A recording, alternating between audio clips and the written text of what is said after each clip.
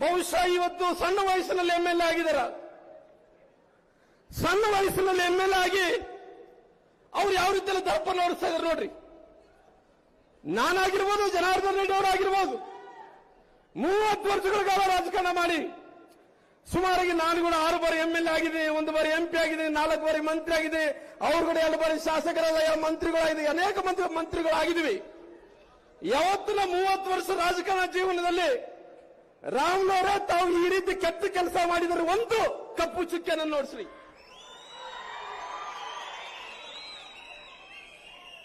ಆದ್ರೆ ಅವರು ಮಾಡಿದಂತ ನಾರಾ ಭರತ್ ರೆಡ್ಡಿ ಅವರು ಬಂದು ಅವ್ರ ಮಾತುಗಳು ನೋಡ್ರಿ. ಲಂಡನ್ ಅಲ್ಲಿ ಓದಿನಿ ಅಂತಾನ, ನಾನು ಶ್ರೀಮಂತ ಅಂತಾನ, ನಮ್ಗೇನು ಕಡಿಮಿಲ್ಲ ಅಂತಾನ, ಏನು ಬಾಯಿ ಬಂದಾಗ ಮಾತಾಡ್ತಾನ. ಸ್ವಾಮಿ ಎಲ್ಲಿ ಹೋದ್ರೆ ಏನು, ಎಲ್ಲಿ ಎಷ್ಟು ದೊಡ್ಡ ಶ್ರೀಮಂತ ಆದ್ರೆ ನೀನು? ಸ್ವಾಮಿ ಎಲ್ಲಿ ಓದಿದ್ದು ಮುಖ್ಯ ಅಲ್ಲ, ನೀನೆಟ್ಟು ಎಷ್ಟು ದೊಡ್ಡ ಶ್ರೀಮಂತ ಅನ್ನೋದು ಮುಖ್ಯ ಅಲ್ಲ. ನಮ್ಮ ಇಂದಿರಾನಗರದಲ್ಲಿ APMC ಬಡವರ ಮಕ್ಕಳಿಗೆ ಯಾವ ರೀತಿ ಸಂಸ್ಕಾರ ಇದೆಯೋ ಆ ಸಂಸ್ಕಾರವನ್ನು ಕಲಿಯಂತ ಕೆಲಸ ಆಗಬೇಕು. ಯಾಕಂದ್ರೆ ಇವತ್ತು 1ನೇ ತಾರೀಕಿಗೆ ನಾವು 2026ಕ್ಕೆ ಕಾಲಿಡ್ತಾ ಇದ್ದೀವಿ.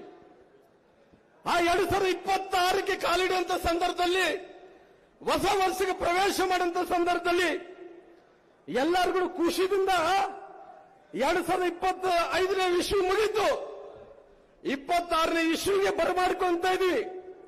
ಆದ್ರೆ ನಾರಾ ಭರತ್ ರೆಡ್ಡಿ ಅವರು ಜನಾರ್ದನ್ ರೆಡ್ಡಿ ಮನೆಗೆ ಹೋಗಿ ಗುಂಡಾರ್ಸಂತ ಕೆಲಸ ಮಾಡ್ತಾ ಇದಾರ. ಇವತ್ತು ನಾನು ಕೇಳ್ತಾ ಇದ್ದೀನಿ, ಇವತ್ತು ಜನಾರ್ದನ್ ರೆಡ್ಡಿ ಅವರ ಮನೆಗೆ ನಿಮಗೆ ಬ್ಯಾನರ್ ಕಟ್ಟಕ್ಕೆ ಬೇಕಾಗಿತ್ತ? ಬೇರೆ ಎಲ್ಲಿ ಸ್ಥಳ ಇದ್ದಿಲ್ಲನ? ಏನು ಇವತ್ತಂದ್ರೆ ಜನಾರ್ದನ್ ರೆಡ್ಡಿ ಅವರ ಮನೆಗೆ ಹೋಗ್ಬೇಕು, ಬ್ಯಾನರ್ ಕಟ್ಟ ವಿಚಾರದಲ್ಲಿ ಜಗಳ ಪ್ರಾರಂಭ ಮಾಡಬೇಕು, ಅದರ ದೊಡ್ಡದು ಮಾಡಬೇಕು. ದೊಡ್ಡದು ಮಾಡಿದ ನಂತರ ಅವ್ರ ಮನೆಗೆ ನುಗ್ಗಿ ಏನೋ ಮಾಡಿ ಅನಾಹುತ ಮಾಡಿ ನಾವು ಇಡೀ ಕರ್ನಾಟಕ ರಾಜ್ಯಕ್ಕೆ ಹೆಸರು ತಂದ್ಕೋಬೇಕಂದೇಳಿ ಹೋಗಿ ಬೊಕ್ಕ ಬಾರ್ಲಿ ಬಿದ್ದಿದ್ದಾರ. ಇವತ್ತು ನಮ್ಮ ಕಾರ್ಯಕರ್ತರು ಎಲ್ಲರೂ ಕೂಡ, ಬಹುಶಃ ನಮ್ಮ ಹೆಣ್ಮಕ್ಳ ಕಾರ್ಯಕರ್ತರಿಗೆ ನಾನು ಅಭಿನಂದನೆಗಳು ಸಲ್ಲಿಸ್ತೀನಿ, ನಮ್ಮೆಲ್ಲ ತಾಯಂದರಿಗೆ ನಾನು ಅಭಿನಂದನೆಗಳು ಸಲ್ಲಿಸ್ತೀನಿ. ಯಾಕಂದ್ರೆ ಅವತ್ತಿನ ಸಂದರ್ಭದಲ್ಲಿ 7-7.5 ಪಾಸ್ ಈ ಗಲಭೆ ಆದಂತ ಟೈಮಲ್ಲಿ ಅವತ್ತು ಯಾರಿಲ್ಲ. ನನ್ನ ಸೋದರರಾದಂತ ಸುರೇಶ್ ಬಾಬು ಅವರು ಇದ್ರು. ಅವತ್ತು ಜನಾರ್ದನ್ ರೆಡ್ಡಿ ಅವರು ಹೇಳಿದ್ರು, ಸ್ವಾಮಿ ಶ್ರೀರಾಮ್ನವರೇ, ನಾನು ಕುರುವಾಡದಿಂದ ನಾನು ಬರ್ತಾ ಇದ್ದೀನಿ. ಬರುವಂತ ಸಂದರ್ಭದಲ್ಲಿ ಬಹಳಷ್ಟು ಮಂದಿ ಕಾಂಗ್ರೆಸ್ನ ಕಾರ್ಯಕರ್ತರು ಅಲ್ಲಿ ಮನೆ ಎದುರುಗಡೆ ಬೀರು ಬಾಟ್ಲನ್ನು ಹಿಡ್ಕೊಂಡು ಕುಂತ್ಕೊಂಡು ಕುಡಿತಾ ಬ್ಯಾನರ್ ಅನ್ನು ಕಟ್ಟಿಸಿ ಯಾರು ಬರ್ತಾರ ಬರ್ರಿ ಅಂತೇಳಿ ಆವಾಜ್ ಆಗ್ತಾ ಇದಾರೆ ಅಂತೇಳಿ ಅವತ್ತು ಹೇಳಿದಂತ ಸಂದರ್ಭದಲ್ಲಿ ಜನಾರ್ದನ್ ರೆಡ್ಡಿ ಅವ್ರಿಗೆ ಹೇಳಿದೆ, ನಿನ್ನ ಮನೆ ಕಡೆ ಹೋಗ್ಬೇಡಪ್ಪ, ನಮ್ಮ ಮನೆ ಕಡೆಗೆ ಬಾ ಅಂತ ಹೇಳಿದೆ. ಅವತ್ತು ಬಂದಂತ ಸಂದರ್ಭದಲ್ಲಿ ನಾವು ಜನಾರ್ದನ್ ರೆಡ್ಡಿ ಅವರು ನಾವು ಅವ್ರ ಮನೆಗೆ ಹೋಗ್ತಾ ಇದ್ವಿ. ಹೋಗಂತ ಸಂದರ್ಭದಲ್ಲಿ ಆ ಸತೀಶ್ ರೆಡ್ಡಿ ಅವರು ಅಂಗರಕ್ಷಕರು ಜನಾರ್ದನ್ ರೆಡ್ಡಿ ಅವರ ಮೇಲೆ ಮುಗುಬೀಳಂತ ಕೆಲಸ ಮಾಡಿದ್ರು. ಅವತ್ತು ಅನಾಹುತ ತಪ್ಪಿದೆ ಅಂದ್ರೆ ನಿಮ್ಮೆಲ್ಲರ ಆಶೀರ್ವಾದದಿಂದಲೇ ಜನಾರ್ದನ್ ರೆಡ್ಡಿಗೆ ಅನಾಹುತ ಆಗ್ಬೇಕಾಯ್ತನೋ ಆ ಅನಾಹುತ ತಪ್ಪಂತ ಕೆಲಸ ಆಗಿದೆ ಇವತ್ತು. ಬಹುಶಃ ನಾನು ಹೇಳ್ತಾ ಇದ್ದೆ, ಪಾಪ ಈ ಅನಾಹುತದಲ್ಲಿ, ಈ ಗಲಭೆಯಲ್ಲಿ ಕಾಂಗ್ರೆಸ್ಸಿನ ಕಾರ್ಯಕರ್ತ ರಾಜಶೇಖರನ್ ಒಬ್ಬ ಯುವಕ ಅಮಾಯಕ ಗೊತ್ತಿಲ್ಲ. ಯಾಕಂದ್ರೆ ಇವತ್ತು ಬಹಳಷ್ಟು ಮಂದಿ ನಂಬಿಕೊಂಡು ಬರ್ತಾರ. ಈ ನಂಬಿಕೊಂಡು ಬರುವಂತ ಸಂದರ್ಭದಲ್ಲಿ ಒಬ್ಬ ರಾಜಶೇಖರನ್ ಒಬ್ಬ ಅಮಾಯಕ ಆ ಗುಂಡಾಟದಿಂದ ಆ ಕಾಂಗ್ರೆಸ್ಸಿನ ಅಂಗರಕ್ಷಕರು ಮತ್ತು ನಾರಾ ಭರತ್ ರೆಡ್ಡಿ ಅವರ ಕೈಯಲ್ಲೇ ಆ ಗುಂಡ ಹಾರಿ ಒಬ್ಬ ರಾಜಶೇಖರನ್ ಯುವಕ ಸತ್ತೋದ. ಆ ಸತ್ತೋದಂತ ಟೈಮಲ್ಲಿ ಹತ್ತತ್ರ 16 ದಿನಗಳಾಗಿದೆ. ನಾವು ಅವ್ರ ತಾಯಿ ರಾಜಶೇಖರ್ ಅವ್ರ ಮನೆಗೆ ಹೋಗ್ಬೇಕಂತ ಅಂದ್ಕೊಂತಿದ್ವಿ. ನಮ್ಮೆಲ್ಲರಿಗೆ ಭಯ. ಆ ತಾಯಿ ಮಗನನ್ನು ಕಳ್ಕೊಂಡು ಕಣ್ಣೀರಾಗ್ತಾ ಇದ್ದಾಳ. ಆ ತಾಯಿ ತಪ್ಪು ತಿಳ್ಕೊಂಬೋದೇನು? ಅವ್ರು ನಾರಾ ಭರತ್ ರೆಡ್ಡಿ ನೋಡಿದ್ರಿಗಿನ ಸತ್ಯ ಹರಿಶ್ಚಂದ್ರ ತರ ನಾವು ಗುಂಡ ಹರಿಸಿಲ್ಲ, ಜನಾರ್ದನ್ ರೆಡ್ಡಿ ಅವರ ಗುಂಡ ಹರಿಸಿದ ಅಂತಾರ. ನಾವು ಬಾಯ್ ಮಾಡ್ಕೊಂತ ಇದೀವಿ. ಪೊಲೀಸರ ಐಜಿ ಮೇಡಮ್ ಹೇಳ್ತಾ ಇದೀವಿ, ನಾವು ಆಂಟಿಸಿಪೇಟರಿ ಬೇಲ್ ತಗೊಳ್ಳಲ್ಲ. ನಮ್ಮಿಂದ ಗುಂಡ ಹರಿದ ರಾಜಶೇಖರ್ ಸತ್ತೋಗಿನಂದ್ರಿಗಿನ ನಾವು ನೇರವಾಗಿ ಪೊಲೀಸ್ ಸ್ಟೇಷನ್ ಬರ್ತೀವಿ, ತಮಗೆ ಸರೆಂಡರ್ ಆಗ್ತೀವಿ, ತಾವು ಜೈಲಿಗೆ ಹಾಕ್ರಿ ಅಂತ ಮಾತನ್ನ ಹೇಳಿದ್ವಿ. ಆ ತಾಯಿ ನಾವೆಲ್ಲ ಜನಾರ್ದನ್ ರೆಡ್ಡಿ ಅವರು ಎಲ್ಲ ತುಣುಕುಗಳನ್ನು ವಿಡಿಯೋಗಳನ್ನು ನೋಡಿಸಿದ ನಂತರ ಇವತ್ತು ಆ ತಾಯಿಗೆ ಮನವರಿಕೆ ಆಗಿದೆ. ಇಲ್ಲ, ನನ್ನ ಮಗ ರಾಜಶೇಖರ್ ಅವ್ರನ್ನ ಕಾಂಗ್ರೆಸ್ಸಿನ ನಾರಾ ಭರತ್ ರೆಡ್ಡಿ ಅವರು, ನಾರಾ ಭರತ್ ರೆಡ್ಡಿ ಅಂಗರಕ್ಷಕರು ಸತೀಶ್ ರೆಡ್ಡಿ ಅವರೇ ಕೊಂದಾರಂದೇಳಿ ಅವ್ರಿಗೆ ಸಮಾಧಾನ ಆದ ನಂತರ ಇವತ್ತು ನಮ್ಮ ಅಶೋಕನ್ನವರು ವಿರೋಧ ಪಕ್ಷದ ನಾಯಕರು, ನಮ್ಮ ಚಲವಾದಿ ನಾರಾಯಣ ಸ್ವಾಮಣ್ಣನವರು, ಜನಾರ್ದನ್ ರೆಡ್ಡಿ ಅವರು, ಅವ್ರ ಧರ್ಮಪತ್ನಿಯಾದಂತ ಅರ್ಣಮ್ಮರು ಹೋಗಿದ್ವಿ. ಹೋದಂತ ಟೈಮಲ್ಲಿ ಆ ತಾಯಿ ಹತ್ಲದ್ರಿಗೆ ನನ್ನ ಮಗನ ಕಳ್ಕೊಂಡಿದ್ದೀನಿ, ನಾನು ಸಾಯ್ಬೇಕಾಗಿತ್ತು, ನನ್ನ ಕಣ್ಣೆದುರುಗಡೆ ನನ್ನ ಮಗ ಸತ್ತಿದ್ದಾನೆಂದೇಳಿ ಆ ತಾಯಿ ಗೋಳೋ ಅಂದೇ ಹಾಳ್ತಾ ಇದ್ರು. ನಾನು ಹೇಳ್ತೀನಿ, ಇವತ್ತು ಆ ತಾಯಿ ಇವತ್ತು ಶ್ರೀಮತಿ ಗಾಲಿ ಅರುಣ ಅವರು ಅವರ ಸ್ವಂತ ರೊಕ್ಕದಿಂದ 10 ಲಕ್ಷ ರೂಪಾಯಿ ಚೆಕ್ ಅನ್ನು ಕೊಡುವಂತ ಕೆಲಸ ಮಾಡಿದ್ದಾರೆ. 10 ಲಕ್ಷ ರೂಪಾಯಿ ತಾಯಿ ಮುಂದೆ ನಿನ್ನ ಮಗ ಏನು ಸತ್ತಾನೋ, ನಿನ್ನ ಮಗಗೆ ನಾವು ತನಿಖೆಯನ್ನು ಮಾಡಿಸ್ತೀವಿ, ಯಾರು ನಾರಾ ಭರತ್ ರೆಡ್ಡಿ ಅವರನ್ನು ಕೊಲ್ಲಿದಾರೋ ಅವ್ರಿಗೆ ಶಿಕ್ಷೆಯನ್ನು ಕೊಡುವಂತ ಕೆಲಸ ಮಾಡ್ತೀವಿ ಅನ್ನೋ ಮಾತನ್ನು ಕೂಡ ಹೇಳಿದಾರ. ಸ್ವಾಮಿ, ಇವತ್ತು ರಾಜಶೇಖರನಂತ ಯುವಕ ಸತ್ತ ಮೇಲೆ ಯಾರು ಅರೆಸ್ಟ್ ಮಾಡಬೇಕಾಗಿತ್ತು? ನಾರಾ ಭರತ್ ರೆಡ್ಡಿ ಅವ್ರನ್ನ, ಸತೀಶ್ ರೆಡ್ಡಿ ಅವ್ರನ್ನ ಅರೆಸ್ಟ್ ಮಾಡಬೇಕಾಗಿತ್ತು. ಪೊಲೀಸರು ತಪ್ಪು ಚರ್ಮ. ಬಹುಶಃ ನನಗೆ ಗೊತ್ತಿದೆ, ಇವತ್ತು ಪೊಲೀಸರಿಗೆ ನಾನು ಹೇಳ್ತೀನಿ, ಸರ್ಕಾರಕ್ಕೆ ಹೇಳ್ತೀನಿ, ಸ್ವಾಮಿ ಅಧಿಕಾರ ಇದಂದೇಳಿ ಇವತ್ತು ನಾರಾ ಭರತ್ ರೆಡ್ಡಿ ಅವರು ತಪ್ಪಿಸಬಹುದು. ನಿಮ್ಮ ಹತ್ರ ಸರ್ಕಾರ ಇದೆ, ಸರ್ಕಾರ ಜೊತೆ ಅಧಿಕಾರ ಇದೆ. ಬಹುಶಃ ನಿಮ್ಮೆಲ್ಲರಿಗೂ ನಾನು ಹೇಳ್ತಾ ಇದ್ದೀನಿ, ಮುಂದಿನ ದಿನಗಳಲ್ಲಿ ನನಗೆ ಕೂಡ ಅವಕಾಶ ಸಿಗುತ್ತೆ. ನಾರಾ ಭರತ್ ರೆಡ್ಡಿ ಅವರು ಪಾತಾಳದಲ್ಲಿದ್ದರೆ ಕೂಡ ನಾರಾ ಭರತ್ ರೆಡ್ಡಿ ಅವರೇ ನೆನಪಿಡ್ಕೋಬೇಕು. ತಾವು ನಾರಾ ಭರತ್ ರೆಡ್ಡಿ ನೆನಪಿಡ್ಕೋಬೇಕು.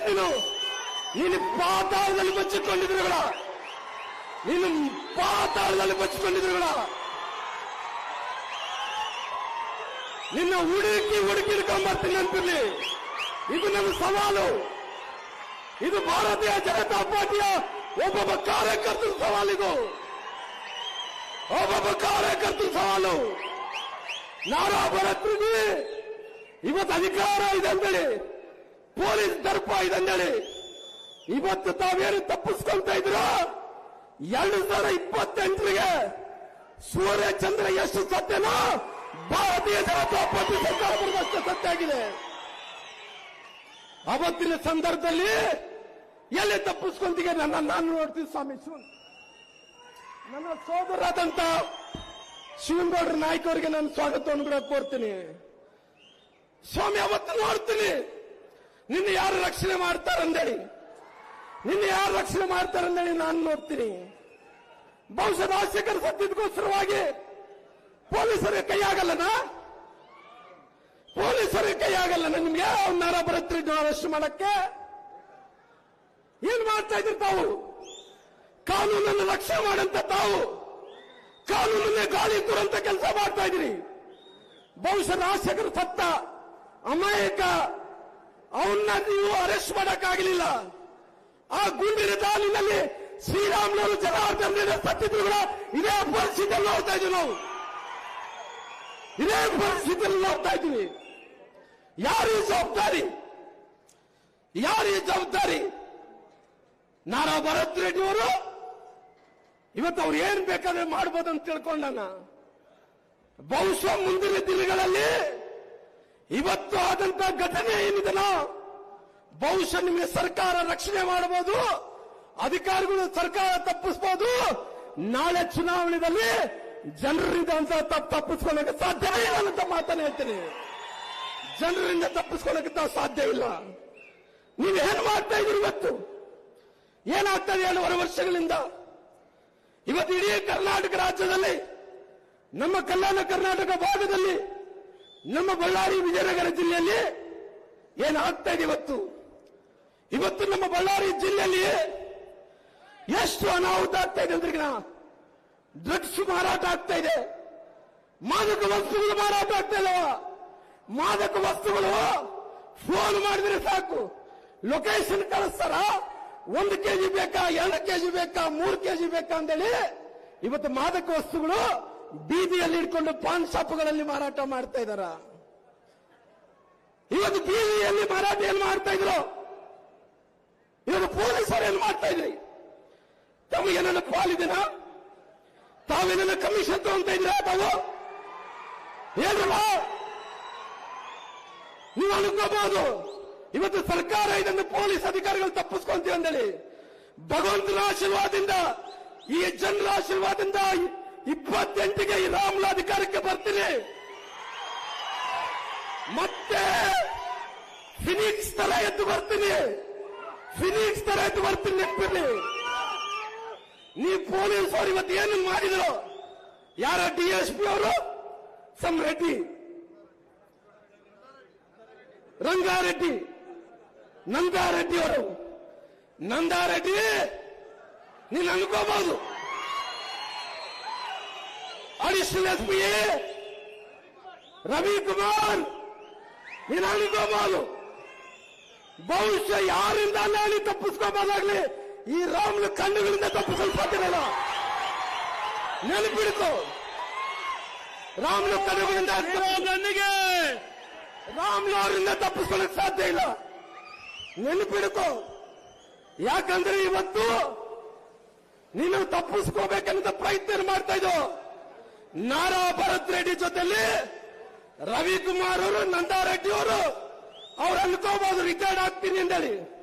ನೀವು ರಿಟೈರ್ಡ್ ಆಗಿದ್ರು ಕೂಡ ನನ್ನ ಹುಡುಕಿ ಬಳ್ಳಾರಿಗೆ ಮತ್ತೆ ಕರ್ಕೊಂಡು ಬರ್ತೀನಿ. ನೆನ್ಪಿಡ್ಕೊ, ನನ್ನ ಹತ್ರ ಸಾಕ್ಷಿಗಳಿಲ್ಲ ಅನ್ನೋದಲ್ಲ, ನನ್ನ ಹತ್ರ ಎಲ್ಲ ಸಾಕ್ಷಿಗಳಿದ್ದಾವೆ. ಇವತ್ತು ಭರತ್ ರೆಡ್ಡಿ ಅವ್ರನ್ನ ಸುಮಾರು 2,000 ಮಂದಿ ಎಲ್ಲ ಕೂಡ ಯುವಕರು ಇವತ್ತು ಡ್ರಗ್ಸ್ಗೆ, ಇವತ್ತು ಬಹಳಷ್ಟು ಮಂದಿ ಡ್ರಗ್ಸ್ ನಿಷೇಧಕ್ಕೆ, ಗಾಂಜಾಗಳಿಗೆ ಇವತ್ತು ಅಭ್ಯಾಸ ಆಗಿ ಆ ಮಕ್ಕಳನ್ನೆಲ್ಲರೂ ಕೂಡ ಕರ್ಕೊಂಡು ಬರ್ತಾ ಇದ್ರು. ನಾನು ನೋಡ್ತಾ ಇದ್ದೀನಿ. ಅಲ್ಲಿ ಒಬ್ಬ ಲಾಂಡ್ ಆದ್ರೂ ನಮ್ಗಿಂತ ಕೈ ತಪ್ಪುತ್ತಂದ್ರಿಗಿನ ನೀವು ಯಾಕೆ ಗುಂಪನ್ನು ಚದುರಿಸಿಲ್ಲ? ಯಾಕೆ ನಾರಾ ಭರತ್ ರೆಡ್ಡಿ ಅವರು 2,000 ಮಂದಿ ಹಾಕೋ ಬರ್ತಾ ಇದ್ದೀರಾ? ಎಸ್ಕಾರ್ಟ್ ಕೊಟ್ಟಿದ್ರಿ. ಜನಾರ್ದನ್ ರೆಡ್ಡಿ ಅವರ ಮನೆ ಹತ್ರ ಬಂದಿದ್ದಕ್ಕೋಸ್ಕರವಾಗಿ ಫೈರಿಂಗ್ ಮಾಡಿದ್ದಾರೆ. ಅವರು ಒಬ್ಬರ ರಾಜಶೇಖರಂತ ಯುವಕ ಸತ್ತೋಗಿದ್ದಾನ. ಜನಾರ್ದನ್ ತಪ್ಪಿಸ್ಕೊಂಡಿದ್ದಾರೆ. ಪಾಪ ಹೆಂಗ ಆರಿಸ್ತಾ ಇದಾರೆ ಅಂದ್ರೆ ಇವತ್ತು ಬುಲೆಟ್ಗಳು ಡಬ ಡಬ ಡಬ ಸಿನಿಮಾದಲ್ಲಿ ತರ ಆರಿಸ್ತಾ ಇದಾರ. ಬಹುಶಃ ಜನಾರ್ದನ್ ರೆಡ್ಡಿ ತಾಕಿದ್ರೆ ರಾಜಶೇಖರ್ ಏನಾಗಿತ್ತು, ಅದು ಜನಾರ್ದನ್ ರೆಡ್ಡಿ ಅವ್ರಿಗೆ ಅದೇ ಆಗ್ತಿತ್ತು. ಸ್ವಾಮಿ ಅದಕ್ಕೋಸ್ಕರವಾಗಿ ಇವತ್ತು ನೀವೆಲ್ಲರೂ ಕೂಡ ಸೇರಿಕೊಂಡು ಷಡ್ಯಂತ್ರವನ್ನು ಮಾಡಿ ನಮ್ಗೇನು ಗೊತ್ತಿಲ್ಲ ಅಂತೇಳಿ ತಾವು ಕುಂತಿದ್ರು. ಇವೆಲ್ಲ ಕೂಡ ಸಾಕ್ಷಿ ಆಧಾರ ಮೇಲೆ ನಾನು ಎಲ್ಲರೂ ಕೂಡ ರೆಡಿ ಮಾಡಿಕೊಂಡು ಕುಂತೀನಿ. ನೀವು ನೆನಪಿಡ್ಕೊಳ್ಳಿ, ಇವತ್ತು 100ಕ್ಕೆ 100% ನಾರಾ ಭರತ್ ರೆಡ್ಡಿಯನ್ನು ಅರೆಸ್ಟ್ ಮಾಡಬೇಕು, ಸಿಬಿಐಗೆ ಕೊಡಬೇಕು. ಅಕಸ್ಮಿತವಾಗಿ ನೀವು ಕೊಡಕ್ಕಾಗಲ್ಲ ಅಂತ ಈಗ ನನಗೆ ಕೂಡ ಗೊತ್ತಿದೆ. ನಾನು ಕೂಡ ಹೋರಾಟದಿಂದ ಮೇಲೆ ಬಂದಂತ ಒಂದು ಸಾರಿ ಹೋರಾಟದಲ್ಲಿ ಧುಮುಕಿದ್ರೆ ನನ್ನ ಜೀವ ಹೋದ್ರೆ ಇಂದು ಸರಿ ಅಂತ ಮನುಷ್ಯ ರಾಮುಲು ಅಲ್ಲ ಅಂತ ತಿಳ್ಕೋಬೇಕು. ನನ್ನ ಜೀವ ಹೋದ್ರೆ ಕೂಡ ಅವ್ರು ಏನು ಇವತ್ತು ನಾಯಕರು ಅಂದುಕೊಂಡಿರ್ಬೋದು. ರಾಜಶೇಖರ್ ಅಂತ ಅಮಾಯಕ ಅವರು ಬಡವರೆಲ್ಲರೂ ಕೂಡ ಡ್ರಗ್ ಅಲ್ಲಿ, ಗಾಂಜಾದಲ್ಲಿ ಅವರು ತೇಲಿಸಿ ಅವ್ರನ್ನ ಅಭ್ಯಾಸವನ್ನು ಮಾಡಿ, ಅದು ವ್ಯಸನಿಗೆ ಅಭ್ಯಾಸವನ್ನು ಮಾಡಿಸಿ, ವ್ಯಸನಿಗೆ ಅಭ್ಯಾಸ ಮಾಡಿಸಿ ಆ ಮಕ್ಕಳನ್ನೆಲ್ಲರೂ ಕೂಡ ಮುಂದೆ ಬಿಟ್ಟು ಆ ಲೀಡರ್ಗಳು ಹಿಂದೆ ಇರ್ಬೋದು. ರಾಮುಲು ಅನ್ನಂತ ವ್ಯಕ್ತಿ ನಾನು ಹಂಗಲ್ಲ, ನಾನು ಮುಂದೆ ಇರ್ತೀನಿ, ನನ್ನ ಜೀವ ಹೋದ್ರೆ ನಂದೇ ಹೋಗ್ಬೇಕನ್ನೋ ಹೋರಾಟ ಮಾಡುವಂತ ಮನುಷ್ಯ ನಾನು. ಅದಕ್ಕೋಸ್ಕರವಾಗಿ ಇವತ್ತು ನೋಡಂತ ಸಂದರ್ಭದಲ್ಲಿ ನಾರಾ ಭರತ್ ರೆಡ್ಡಿ ಅವರು, ಮಿಸ್ಟರ್ ನಾರಾ ಭರತ್ ರೆಡ್ಡಿ ಅವರೇ, ರಾಮುಲು ಅವರು ಇವತ್ತು ರಾಜಕಾರಣ ಹೊಸದ? ರಾಮುಲು ಅವರನ್ನ ಬಂಗಾರ ಸಮುದ್ರದಲ್ಲಿ ರಾಜಕಾರಣ ಮಾಡಿದಂತನ ಭರತ್ ರೆಡ್ಡಿ ಅಷ್ಟು ಸುಲಭವಾಗಿ ಲಘುವಾಗಿ ರಾಮುಲು ಅವರನ್ನ ತುಲನೆ ಮಾಡಬೇಡ. ನಾನು ಬೀದಿಗಳಿಂದ ಹೋರಾಟವನ್ನು ಮಾಡಿಕೊಂಡು ಬಂದಂತವನು. ನಿನ್ನಂತ ಫಿಡಲ್ ಸಿಸ್ಟಮ್ ವ್ಯಕ್ತಿಗಳನ್ನ ಬಹಳಷ್ಟು ಮಂದಿ ನಾನು ನೋಡಿದ್ದೀನಿ. ನನ್ನ ಜೀವನದಲ್ಲಿ ನನ್ನ ಕುಟುಂಬದ ಅಣ್ಣ ತಮ್ಮದರ ಜೊತೆಲಿ, ನನ್ನ ಅಕ್ಕ ತಂಗಿದರ ಜೊತೆಲಿ ಇವತ್ತು ರಾಮುಲು ಅವರಿಗೆ ಸಹಕಾರ ಕೊಟ್ಟಂತ ಜನರು ನನ್ನ ಕಣ್ಣೆದುರುಗಡೆ ಇದ್ದಾರ. ಇವತ್ತು ಅನೇಕ ಹೋರಾಟಗಳನ್ನು ಮಾಡಿಕೊಂಡು ಒಬ್ಬ ನಗರ ಪಾಲಿಕೆ ಸದಸ್ಯರಿಂದ, ಒಬ್ಬ ಕೌನ್ಸಿಲರ್ನಿಂದ, ಇವತ್ತೊಬ್ಬ ಕೌನ್ಸಿಲರ್ನಿಂದ ನಾನು ಶಾಸಕನಾಗಿದ್ದೀನಿ, ಮಂತ್ರಿ ಆಗಿದ್ದೀನಿ. ಇವತ್ತು ಒಬ್ಬ ನಗರ ಪಾಲಿಕೆಯ ನಗರಸಭೆ ಸದಸ್ಯರ ಚುನಾವಣೆಯಿಂದ ಪಾರ್ಲಿಮೆಂಟ್ ಚುನಾವಣೆ ತನಕ ನೋಡಿದ್ವಿ, ಗಲ್ಲಿ ರಾಜಕಾರಣದಿಂದ ಡೆಲ್ಲಿ ತನಕ ಕೂಡ ನಾನು ನೋಡಿದ್ದೀನಿ ಭರತ್ ರೆಡ್ಡಿ ಅವರು. ಇವತ್ತು ತಾವು ಅಹಂಕಾರದಿಂದ ಏನ್ ನಡ್ಕೊಂತ ಇದ್ರು, ತಾವು ಹೇಳ್ತಾ ಇದ್ರಿ ಏನು ಬಹುಶಃ ಅವ್ರು ಹೇಳ್ತಾ ಇದ್ರಂತೆ, ಏನ್ ಹೇಳ್ತಾ ಇದ್ರು, ನಾನು MLA ಆಗಿದ್ದೀನಿ, ಇವತ್ತು ನನ್ನ ಮಾತೇ ನಡೀತದೆ, ನನ್ನ ಮಾತು ಬಿಟ್ಟು ಬೇರೆ ಏನು ನಡೆಯಲಾದಂತ ಮಾತನ್ನು ಕೂಡ ಹೇಳ್ತಾ ಇದ್ರಂತೆ. ಇವತ್ತು ನಾನು ನೋಡ್ತಾ ಇದ್ದೀನಿ, ನಾರಾ ಭರತ್ ರೆಡ್ಡಿ ಅವರೇ, ತಾವು ಇನ್ನೊಂದು ಬಹಳಷ್ಟು ಕಲಿಬೇಕಾಗಿದೆ. ಈ ಆ ಊರ ಅಭಿವೃದ್ಧಿ ಅನ್ನಂಥದ್ದು ನೀವೊಬ್ಬರೇ ಮಾಡಿದ್ದಲ್ಲ, ನಿಮ್ಮ ತಾತನ ಆಸ್ತಿ ಅಲ್ಲ ಇದು. ಜನರು ಕಟ್ಟಿದಂತ ತೆರಿಗೆದಿಂದ ಆದ್ದರಿಂದ ಅಭಿವೃದ್ಧಿ ಕೆಲಸಗಳು, ಒಳ್ಳೆ ಕೆಲಸಗಳು ಮಾಡಿಕೊಂಡ್ರೆ ಶಾಶ್ವತವಾಗಿ ನೆನೆಸ್ತಾರ.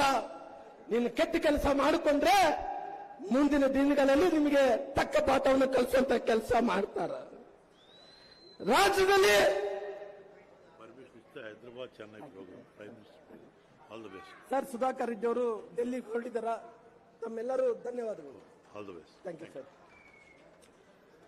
ಈ ರಾಜ್ಯದಲ್ಲಿ ಕಾಂಗ್ರೆಸ್ ಸರ್ಕಾರ ಅಧಿಕಾರಕ್ಕೆ ಬಂದ ನಂತರ ಗುಂಡಾಗಿರಿ ಅನ್ನಂಥದ್ದು ಎಗ್ಗಿಲ್ಲದಂತ ನಡೀತಾ ಇದೆ. ಬಹುಶಃ ಇವತ್ತು ಆಡಳಿತ ಮಾಡ್ತಿರುವಂತ ಒಬ್ಬ ಶಾಸಕ ಹೆಂಗಿರಬೇಕು, ಹೆಂಗ ಕಾನೂನು ಸುವ್ಯವಸ್ಥೆ ಕಾಪಾಡಬೇಕು ಅನ್ನಂತ ಅರಿವಿರಬೇಕಾಗಿತ್ತು. ಎಲ್ಲ ಕಾನೂನುಗಳನ್ನು ಗಾಳಿಗಿತ್ತು ರೀ, ಎಲ್ಲ ಕಾನೂನುಗಳನ್ನು ಗಾಳಿಗಿತ್ತು ರೀ. ಇವತ್ತು ಬಳ್ಳಾರಿಯಲ್ಲಿ ಏನಾಗ್ತಾ ಇದೆ, ಇವತ್ತು ಮಾದಕ ವಸ್ತುಗಳು, ಡ್ರಗ್ಸ್ ಮಾರಾಟ ಆಗ್ತದೆ. ಒಂದು ಕಡೆ ಮಟಕ ದಂಧೆಯಿಂದ ಓಸಿ ಅಂತಿರ ಗೊತ್ತಿದೆಲ್ಲ, ಮಟಕ ದಂಧೆ ಎಲ್ಲ ಆನ್ಲೈನ್ ಅಲ್ಲಿ ಮಟಕ ದಂಧೆ ಎಷ್ಟು ಆಗ್ತಾ ಇದೆ ಅಂದ್ರಿಗಿನ ಎಲ್ಲ ಕೂಡ ಆನ್ಲೈನ್ ದಂಧೆ ಆಗ್ತಾ ಇದೆ. ಅಕ್ರಮ ಬೆಟ್ಟಿಂಗ್ಗಳು ಆಗ್ತಾ ಇದೆ ಇವತ್ತು, ಅಕ್ರಮ ಕ್ಲಬ್ಗಳು ನಡೀತಾ ಇದೆ ಇವತ್ತು, ಎಲ್ಲ ಹಂತದಲ್ಲಿ ಭ್ರಷ್ಟಾಚಾರಗಳು ನಡೀತಾ ಇದಾವ. ಭ್ರಷ್ಟಾಚಾರದ ಜೊತೆಲಿ ಇವತ್ತು ಪೊಲೀಸರೇ ತಾವು ನೆನಪಿಡ್ಕೊಳ್ರಿ, ಇವತ್ತು ಒಬ್ಬ ಹುಡುಗಿ, ಯಾಕಂದ್ರೆ ಒಬ್ಬ ಹುಡುಗಿ ಎಷ್ಟು ವರ್ಷದ ಹುಡುಗಿ,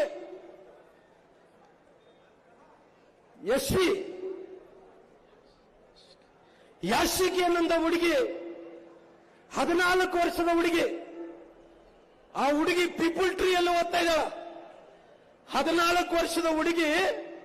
ನಾರಾ ಭರತ್ ರೆಡ್ಡಿ ಅವರೇ, ನೀವೆಲ್ಲ ಯುವಕರನ್ನ ಡ್ರಗ್ಸ್ಗೆ ವ್ಯಸನಕಾರಾಗಿ ಮಾಡಿಬಿಟ್ಟಿದ್ರಿ. ಇದು ನೋಡ್ರಿ, ಯಾಶಿಕಿ ಅನ್ನಂತ ಹುಡುಗಿ, 14 ವರ್ಷದ ಹುಡುಗಿ, ಲಂಬಾಣಿ ಸಮುದಾಯಕ್ಕೆ ಸೇರಿದಂತ ಯುವಕಿ. ಆ ಹುಡುಗಿ ಓದ್ತಾ ಇರೋದು 9ನೇ ಕ್ಲಾಸ್ ಓದ್ತಾ ಇದ್ದಾಳ. ಈ 9ನೇ ಕ್ಲಾಸ್ ಓದ್ತಾ ಇರೋಂತ ಆ ಹುಡುಗಿಗೆ, ಯಾಶಿಕಿಗೆ ಸುಮಾರು ಎಲ್ಲ ಯುವಕರು, 4-5 ಮಂದಿ ಯುವಕರು ಸೇರಿ ಡ್ರಗ್ಸ್ ತಗೊಂಡು ಆ ಯಾಶಿಕಿಯನ್ನವ್ರನ್ನ ಅತ್ಯಾಚಾರ ಮಾಡುವಂತ ಕೆಲಸ ಮಾಡಿದಾರೆ. ಇದು ಕೇವಲ ರಾಮ್ಲರ್ ಅಲಿಗೇಷನ್ ಮಾಡ್ತಾ ಇಲ್ಲ, ಪೊಲೀಸ್ ಸ್ಟೇಷನ್ ಕೇಸ್ ಆಗಿದೆ. ಎಲ್ಲ ಯುವಕರೆಲ್ಲ ಕೂಡ ಡ್ರಗ್ಸ್ ತಗೊಂಡು ಆ ಯಾಶಿಕಿ ಅನ್ನಂತ ಲಂಬಾಣಿ ಸಮುದಾಯದ ಹುಡುಗಿಗೆ ಇವತ್ತು ರೇಪ್ ಮಾಡಂತ ಕೆಲಸ ಮಾಡಿದಾರ. ಬಹುಶಃ ಇವತ್ತು ನಾರಾ ಭರತ್ ರೆಡ್ಡಿ ಅವರೇ, ಇವತ್ತು ಎಲ್ಲರೂ ಕೂಡ ಡ್ರಗ್ಸ್ಗೆ ಏನು ವ್ಯಸನಕಾರ ಯುವಕರು ಮಾಡಿದಿರೋ, ನಾಳೆ ನಮ್ಮ ಮಕ್ಕಳು ಯಾರನ್ನ ಶಾಲೆಗೆ ಹೋದ್ರಿಗಿನ, ಕಾಲೇಜ್ಗೆ ಹೋದ್ರಿಗಿನ ಆ ಮಕ್ಕಳು ವಾಪಸ್ ಬರ್ತಾರ? ಭರತ್ ರೆಡ್ಡಿ ಅವರೇ, ಭರತ್ ರೆಡ್ಡಿ ಇವತ್ತು ಕೇವಲ ಯಾಶಿಕಿ ಒಬ್ಬೇ ಅಲ್ಲ, ಇವತ್ತು ಅನೇಕ ಮಕ್ಕಳಿಗೆ ಈ ರೀತಿ ಆಗ್ತಾ ಇದೆ. ನೀವು ನಾರಾ ಭರತ್ ರೆಡ್ಡಿ ಅವರೇ, ಇವತ್ತು ಡ್ರಗ್ಸ್ಗೆ ವ್ಯಸನಕಾರ ಏನೇ ಮಾಡ್ತಾ ಇದ್ರು, ನಾಳೆ ನಿಮ್ಮ ಕುಟುಂಬದಲ್ಲಿ ಯಾರಿಗನ ಆದ್ರೆ ಆ ನೋವು ನಿಮಗೆ ಗೊತ್ತಾಗುತ್ತೆ. ನಮ್ಮಂತ ಬಡವರ ಕಣ್ಣೀರು ನಿಮ್ಗೆ ಗೊತ್ತಾಗಲ್ಲ. ಖಂಡಿತವಾಗಿ ಇಂಥ ಅನೇಕ ಘಟನೆಗಳು ಕೂಡ ನಡೆಯುವಂತ ಕೆಲಸ ಆಗ್ತಾ ಇದಾವ. ಅದಕ್ಕೋಸ್ಕರವಾಗಿ ಇವತ್ತಿನ ಪರಿಸ್ಥಿತಿಯಲ್ಲಿ ಕೇವಲ ಗುಂಡಾಗಿರಿಯನ್ನು ಕರ್ನಾಟಕ ರಾಜ್ಯದಲ್ಲಿ ನಡೀತಾ ಇದೆನೋ, ನಾನು ಕೇಳ್ತಾ ಇದ್ದೇನೆ, ಗೃಹ ಮಂತ್ರಿಗಳು ಎಲ್ಲಿದ್ದೀರಿ ಸ್ವಾಮಿ? ಗೃಹ ಮಂತ್ರಿಗಳೇ, ಇಷ್ಟು ಒಬ್ಬ ಯುವಕ ನಿಮ್ಮ ಕಾಂಗ್ರೆಸ್ ಕಾರ್ಯಕರ್ತ ಸತ್ತೋಗಿದ್ದಾನ. ಆ ಸತ್ತೋದಂತ ಯುವಕರಿಗೆ ಬಂದು ಆ ಲಾ ಅಂಡ್ ಆರ್ಡರ್ ಏನಾಗಿತ್ತು ಅಂದೇಳಿ ನಿಮ್ಮ ಸಂಬಂಧಪಟ್ಟಿದ್ದಂತ ಇಲಾಖೆಯಲ್ಲಾಗ್ಲಿ ಮಂತ್ರಿ ಆಗಿ ಇವತ್ತು ನೀವು ಮೀಟಿಂಗ್ ಮಾಡ್ಬೋದಿತ್ತಲ್ಲ. ಉಪಮುಖ್ಯಮಂತ್ರಿಗಳು ಬಂದು ಏನ್ ಮಾಡಿದ್ರು? ಏನು ಉಪಮುಖ್ಯಮಂತ್ರಿಗಳು ಸಂವಿಧಾನಕ್ಕೆ ಹುದ್ದೆನಾ? ಉಪಮುಖ್ಯಮಂತ್ರಿಗಳು ಸಂವಿಧಾನಕ್ಕೆ ಹುದ್ದೆನಾ? ಎಲ್ಲ ಕ್ಯಾಬಿನೆಟ್ ಅಲ್ಲಿ 36 ಮಂತ್ರಿಗಳೇ ಅವತ್ತ ಒಬ್ಬ ಸಂವಿಧಾನಕ್ಕೆ ಹುದ್ದೆನಲ್ಲ. ಆ ಸಂವಿಧಾನಕ್ಕೆ ಹುದ್ದೆ ಆಗ್ಲಾರ್ದಂತ ಉಪಮುಖ್ಯಮಂತ್ರಿಗಳು ಬಂದು ಗೃಹ ಇಲಾಖೆ ಮೀಟಿಂಗ್ ಅನ್ನು ಮಾಡ್ತಾನ. ಆ ಗೃಹ ಇಲಾಖೆ ಮೀಟಿಂಗ್ ಮಾಡಿದಂತ ಟೈಮಲ್ಲಿ ನಿನ್ನ ಇಲಾಖೆಯಲ್ಲಿ ನಿನ್ಗೆ ಏನಾಗ್ತದೆ ಅಂತ ಗೊತ್ತಿಲ್ಲ. ನಿನ್ನ ಇಲಾಖೆಯಲ್ಲಿ ನಿನ್ಗೆ ಏನಾಗ್ತದೆ ಅಂತ ಗೊತ್ತಿಲ್ಲ. ಇವತ್ತು ನೀನು ಬಂದು ಗೃಹ ಇಲಾಖೆಯಲ್ಲಿ ಮೀಟಿಂಗ್ ಮಾಡಿದೆ. ಗೃಹ ಇಲಾಖೆಯಲ್ಲಿ ಬಂದು ಮೀಟಿಂಗ್ ಮಾಡ್ತೀನಿ ಅಂತ ಏನು ಮಾಡಿದಿ? ನಮ್ಮ ಶಾಸಕರ ಸಲುವಾಗಿ ನಾನು ಬಂದಿದ್ದೀನಿ, ನಮ್ಮ ಶಾಸಕರ ರಕ್ಷಣೆಗೆ ನಿಲ್ತೀವಿ ಅಂತ ಹೇಳಿದ್ರಿ. ಸ್ವಾಮಿ, ನಾನು ಕೇಳ್ತೀನಿ, ನಿಮ್ಮ ಇಲಾಖೆನೇ ನೀವು ಸರಿಯಾದಂತ ಜವಾಬ್ದಾರಿ ಮಾಡಕ್ ಆಗ್ತಾ ಇಲ್ಲ. ಸ್ವಾಮಿ, ನಮ್ಮ ತುಂಗಭದ್ರಾ ಡ್ಯಾಮ್ ಏನಿತ್ತನೋ ಇವತ್ತು 2 ಬೆಳೆಗೆ ನೀರು ಸಿಗಬೇಕಾಗಿತ್ತು. ಆ 2 ಬೆಳೆಗೆ ನೀರು ಸಿಗುವಂತ ವಿಚಾರದಲ್ಲಿ ಇವತ್ತು ಡ್ಯಾಮ್ ನಲ್ಲಿ ಗೇಟ್ ಕೊಚ್ಚಿಕೊಂಡಾಗಿ ಇವತ್ತು 1 ಬೆಳೆಗೆ ನೀರು ಬಂತು. ಆ 2 ಬೆಳೆಗೆ ಬರಬೇಕಾದ 1 ಬೆಳೆ ಬಂತು. ಅವತ್ತು ಹೇಳೋದ್ರಿ ಮತ್ತೆ ಬಂದಿಲ್ಲ. ಇವತ್ತಿನ ತನಕ ಕೂಡ ರಿಪೇರಿ ಆಗ್ಲಿಲ್ಲ. ನಿಮ್ಮ ಇಲಾಖೆಯಲ್ಲಿ ಸಾಕಷ್ಟು ತೂತುಗಳಿದಾವ, ಅದು ನಿಮ್ಮ ಇಲಾಖೆಯಲ್ಲಿ ನೀವು ಸರಿಪಡಿಸ್ಕೊಳಕ್ ಆಗ್ತಾ ಇಲ್ಲ.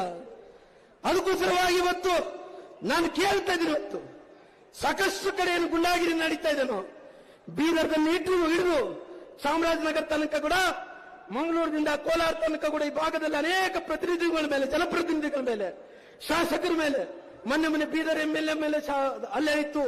ಅನೇಕರ ಮೇಲೆ ಕೂಡ ಹಲ್ಲೆ ಆಗಂತ ಕೆಲಸ ಮಾಡ್ತಾ ಇದೆ.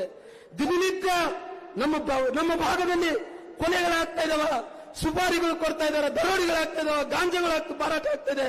ಆದ್ರೆ ಗೃಹ ಸಚಿವರು ಎಲ್ಲಿದ್ದಾರೆ ಅನ್ನೋಂಥ ಪ್ರಶ್ನೆಯನ್ನು ನಮ್ಮೆಲ್ಲರಿಗೂ ಉತ್ತರ ಕೊಡಬೇಕಾಗಿದೆ. ಇವತ್ತು ಮೈಸೂರಿನಲ್ಲಿ ಡ್ರಗ್ ಫ್ಯಾಕ್ಟರಿ ಪತ್ತೆ ಆಯ್ತು. ಮೈಸೂರಿನಲ್ಲಿ ಡ್ರಗ್ ಫ್ಯಾಕ್ಟರಿ ಪತ್ತೆ ಆಯ್ತು. ಮೈಸೂರಿನಲ್ಲಿ ಡ್ರಗ್ ಫ್ಯಾಕ್ಟರಿ ಪತ್ತೆ ಆಯ್ತು ಅಂದ್ರೆ ಯಾರೊಬ್ಬ ಕಾಂಗ್ರೆಸ್ಸಿನ ನಾಯಕ ಚೇಲ ಮಹಾರಾಷ್ಟ್ರದಲ್ಲಿ ಡ್ರಗ್ಸ್ ಮಾರಾಟ ಮಾಡ್ತಾ ಸಿಕ್ಕಿದ ನಂತರ ಮೈಸೂರಿನಲ್ಲಿ ಡ್ರಗ್ ಫ್ಯಾಕ್ಟರಿ ಪತ್ತೆ ಆಯ್ತು. ಬೆಂಗಳೂರಿನಲ್ಲಿ ನಮ್ಮ ಅಶೋಕಣ್ಣರು ಹೇಳಿದರು ಬ್ಯಾಂಕ್ ದರೋಡೆ ಆಯ್ತು. ಅದೇ ರೀತಿಯಲ್ಲಿ ಬೀದರ್ನಲ್ಲಿ ಬ್ಯಾಂಕ್ ದರೋಡೆ ಆಯ್ತು. ಅಧಿಕಾರಿಗಳು ಆತ್ಮಹತ್ಯೆಯನ್ನು ಮಾಡಿಕೊಂಡ್ರು. ಅಧಿಕಾರಿಗಳ ಮೇಲೆ ಪುಂಡಾ ಲೀಡರ್ಗಳು, ಪುಂಡಾ ಗುಂಡುಗಳು ದಬ್ಬಾಳಿಕೆ ಮಾಡುವಂತ ಕೆಲಸ ಮಾಡಿದ್ರು. ಪಾಲಿಕೆ ಕಮಿಷನರ್ ಮೇಲೆ ಇವತ್ತು ಅವಾಂಛ ಶಬ್ದಗಳಿಂದ ಬಳಕೆ ಮಾಡುವಂತ ಕೆಲಸ ಮಾಡಿದ್ರು. ಕೊಲೆ, ಅತ್ಯಾಚಾರ, ಅನೇಕ ವಿಚಾರಗಳಲ್ಲಿ ಕೂಡ ಇವತ್ತು ಎಲ್ಲವನ್ನು ಕೂಡ ನಡೀತಾ ಇದಾವ. ಇವತ್ತು ಹಿಂದೂಗಳ ನಂತರೂ ಗಣಪತಿ ಹಬ್ಬ ಆಚರಣೆ ಮಾಡಿಕೊಳ್ಳಕ್ ಆಗ್ತಾ ಇಲ್ಲ. ಎಲ್ಲ ಹಿಂದೂಗಳ ಮೇಲೆ ಹಬ್ಬ ಹುಣಿಗಳು ಮಾಡಬೇಕೆಂದ್ರೆ ಕಲ್ಲು ತೂರಾಟಗಳು ನಡೀತಾ ಇದಾವ. ಹಂಗಾಗಿ ಇವತ್ತು ಕಾನೂನು ಸುವ್ಯವಸ್ಥೆ ಯಾವ ರೀತಿಯಲ್ಲೂ ಕೂಡ ಅಧಿಗತಿಗೆ ಹೋಗಿದೆ ಅನ್ನೋ ವಿಚಾರ ನೋಡಿದ್ರೆ ಇವತ್ತು ಹಿಂದೂಗಳು ಕೂಡ ರಕ್ಷಣೆ ಇಲ್ಲ ಅನ್ನೋಂಥ ಮಾತನ್ನು ಕೂಡ ನಾನು ಹೇಳ್ತಾ ಇದ್ದೀನಿ. ಗೃಹ ಸಚಿವರೇ, ಇವತ್ತು ತಾವು ಎಲ್ಲಿ ಹೋದ್ರೆ ಕೂಡ ಗೊತ್ತಿಲ್ಲ, ನಾನು ಗೊತ್ತಿಲ್ಲ ಅಂತ ಹೇಳ್ತೀರಾಗ್ಲಿ, ನಾನು ನೋಡಿಲ್ಲ ಅಂತ ಹೇಳ್ತಿರಲ್ಲ, ಇವತ್ತಿನ ತನಕ ಕೂಡ ಎಲ್ಲಿ ಕೂಡ ನೀವು ಒಂದು ಸಂಜಾಷಣೆ ಕೊಡುವಂತ ಕೆಲಸ ಆಗ್ತಾ ಇಲ್ಲ. ಅದಕ್ಕೋಸ್ಕರವಾಗಿ ನಾನು ವಿನಂತಿಯನ್ನು ಮಾಡ್ಕೊಂತ ಇದ್ದೀನಿ. ಇವತ್ತು ತಾವೆಲ್ಲರೂ ಕೂಡ ಸೇರ್ಕೊಂಡು ಒಬ್ಬ ನಾರಾ ಭರತ್ ರೆಡ್ಡಿ ಅವರು ಏನು ಈ ರೀತಿ ದೌರ್ಜನ್ಯ ಮಾಡಿದರು, ದಬ್ಬಾಳಿಕೆಯನ್ನು ಮಾಡಿದರು, ಅವರು ತಾವೆಲ್ಲರೂ ಕೂಡ ಕೈ ಎತ್ತಿ ಹೇಳ್ರಿ, ನಾರಾ ಭರತ್ ರೆಡ್ಡಿ ಅವರನ್ನು ಅರೆಸ್ಟ್ ಮಾಡಲೇಬೇಕನ್ನಂತವ್ರು ಎಲ್ಲರೂ ಕೂಡ ಕೈ ಎತ್ತಿರಿ. ಧಿಕ್ಕಾರ, ಧಿಕ್ಕಾರ, ಧಿಕ್ಕಾರ, ಧಿಕ್ಕಾರ. ಅದಕ್ಕೋಸ್ಕರವಾಗಿ ನಾವು ಸಮಯ ಆಗಿದೆ. ತಮ್ಮೆಲ್ಲರೂ ಕೂಡ ನಾನು ಮುಂದಿಸುತ್ತಾ ನಾನು ಮಾತುಗಳು ಮುಕ್ತಾಯ ಮಾಡ್ತಾ ಇದ್ದೀನಿ. ಜೈ ಹಿಂದ್, ಜೈ ಕರ್ನಾಟಕ.